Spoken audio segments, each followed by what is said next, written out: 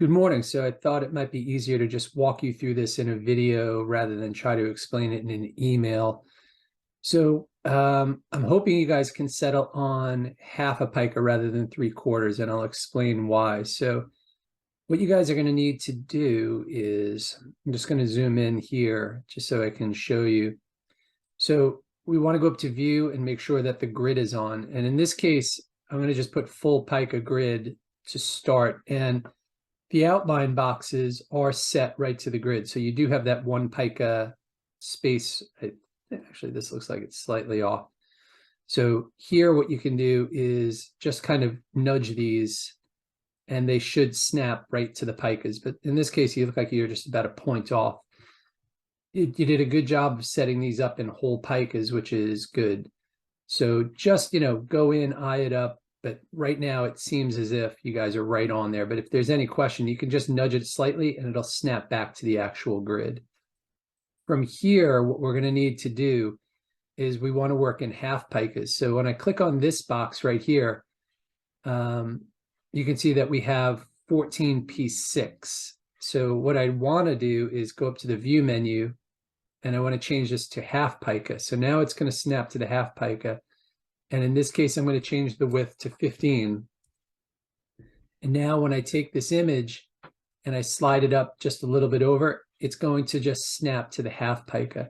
And then you're going to have that consistent spacing. In this case, the width here is not the same as the width here. And I don't know if that's intentional, but if you want this to be the same width, you'll change it to 15 as well. But for now, what you'll do is you'll just slide this over and it should snap right to the half pica right there.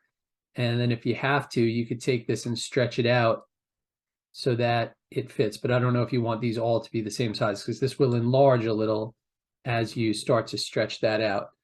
So you'll basically just work your way through. And in this case, 19, when I slide this up, you'll see that we're a little bit short here. So I have to change this to 20. I'm sorry, the height I have to change to 19 and take it off that half pica. And then that will snap in there. Very nice. And then from here, just move that up. And if I want to, you could, whoops, that kind of jumped on me. You could stretch it like that, but now you'll have that same half pica. To do this 3/4, because the grid doesn't snap, you would actually have to do the math to get all of these boxes, the same size using the coordinates, and you'd have to use the arrow keys to kind of snap them in. And that would take forever, considering that you have original layouts from 116 all the way to 125. So again, here, you're just going to nudge this up. You'll take this one and nudge it up. You'll see it's pretty easy to get there. Now you just have this space in between. So if you just take each one, and in this case, because you have two, we have to actually add 6. So I'll add 6 here.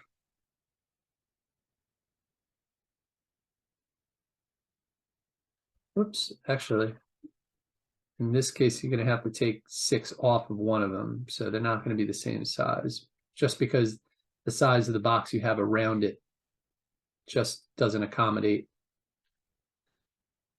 that. So when I slide this over, now one is a little bigger than the other. The only alternative would be to make this a little bigger to fit 2 whole numbers. It just so happens that 6, 6, and 6 makes it so that one of these has to be a little bigger than the other. But I don't think it's anything that anybody's going to notice during production or when they're reading the book.